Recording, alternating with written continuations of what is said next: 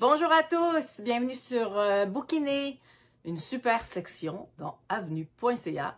Je m'appelle Claudia Larochelle et je bouquine avec vous aujourd'hui autour de deux titres. D'abord, Poussière blonde de Tatiana de René. On dit d'elle qu'elle est l'écrivaine française la plus américaine, oui, parce qu'elle est en partie originaire des États-Unis. Elle parle aussi souvent de sujets issus de la culture américaine. Et elle se passionne, Tatiana de René, depuis plusieurs années pour Marilyn Monroe, hein, puis on se dit, ah, tout a à peu près été dit autour de Marilyn Monroe. Qu'est-ce qu'elle a pu ajouter de nouveau dans Poussière blonde, qui vient de paraître chez Albin Michel? Eh bien, elle a imaginé. Elle est partie d'un fait réel, d'abord. Elle est partie du fait réel que, effectivement, Marilyn Monroe, un jour, est allée tourner dans le Nevada le film Les Désaxés de John Huston, écrit par son mari du moment, qui était, oui, Arthur Miller. Je me trompe, parfois je dis Henry Miller, mais on parle pas des mêmes choses, on parle pas des mêmes genres d'écrits non plus. Donc, elle était avec Arthur Miller, qui avait écrit en partie le scénario en pensant à elle. Le scénario du film de John Huston, et ça a été un tournage catastrophique à bien des égards. On en parle, on le sait, on le voit dans ce livre-là. Mais ce qui est assez intéressant, c'est que toute la distribution du film était hébergée à ce moment-là à l'hôtel, au Maples Hotel. Donc, un hôtel qui a accueilli plusieurs stars à une certaine époque aussi, un hôtel qui a été démoli, je pense que c'était en l'an 2000 justement, malheureusement démoli, tout ça. Mais ce qui est intéressant, c'est qu'elle a imaginé la rencontre entre une femme de chambre au Maples Hotel, une femme de chambre qui s'appelle Pauline, qui est française, et bon, non, là on est dans la fiction, et qui s'affaire à nettoyer la suite de M. Miller puis de Marilyn Monroe. Et elle tombe sur Marilyn qui va vraiment pas bien, elle est dans la pire période de sa vie, ou en tout cas une des pires. Et Marilyn lui demande, en secret, de lui écrire une lettre d'amour en français, puisque Pauline est d'origine française.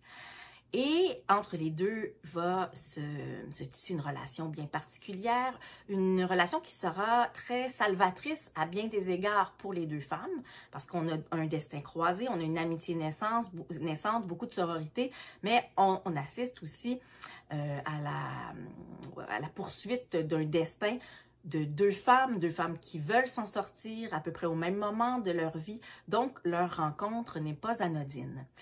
Et il faut dire que cette lettre d'amour que Marilyn veut écrire, ce n'est pas pour M. Miller, mais c'est bien pour M. Yves Montand, avec lequel elle a entamé une liaison. Et tout ça, c'est vrai. Mais ce qui n'est pas vrai, c'est l'histoire imaginée de cette rencontre avec Pauline. Et là, je vous le dis, c'est un livre parfait pour votre été. Parfois, on me dit, Claudia, qu'est-ce que tu me conseillerais comme lecture d'été? Ben ça, vous avez votre parfaite lecture d'été parce qu'on en apprend un peu d'ailleurs sur Marilyn, mais aussi parce que la partie fiction est follement intéressante. Et on se reconnaît un peu dans ces deux femmes-là, dans leur destin, dans leur poursuite d'un idéal. Et on espère avec elles qu'elles l'atteindront, cet idéal. Voilà. Un autre livre de notre chère autrice, compositrice, interprète, Elisapie Isaac, qui a sorti, il n'y a pas tellement longtemps, un album avec 10 chansons, 10 reprises qu'elle fait de classiques de la chanson, comme, bon, je pense à, j'en trouve une qui m'a particulièrement, Time After Time, par exemple, que je chante beaucoup en écoutant Elisapie, Dreams, bon, donc elle fait des reprises de ces chansons-là, 10 chansons qui ont marqué sa vie, sa jeunesse, à différents moments, et ce livre-là, à travers ce livre-là, elle se raconte, en revisitant ces chansons. Pourquoi ces chansons-là ont été importantes? Parce qu'elles parlent de vie, mais elles parlent aussi de fin, de mort. Elle parle aussi de ses souvenirs à travers ces chansons-là. Pourquoi elle a fait le choix d'intégrer ces pièces musicales-là dans son album. Et c'est écrit en 3 langues, donc en français, en anglais et en inuktitut. Il y a beaucoup de photos aussi, des photos souvenirs.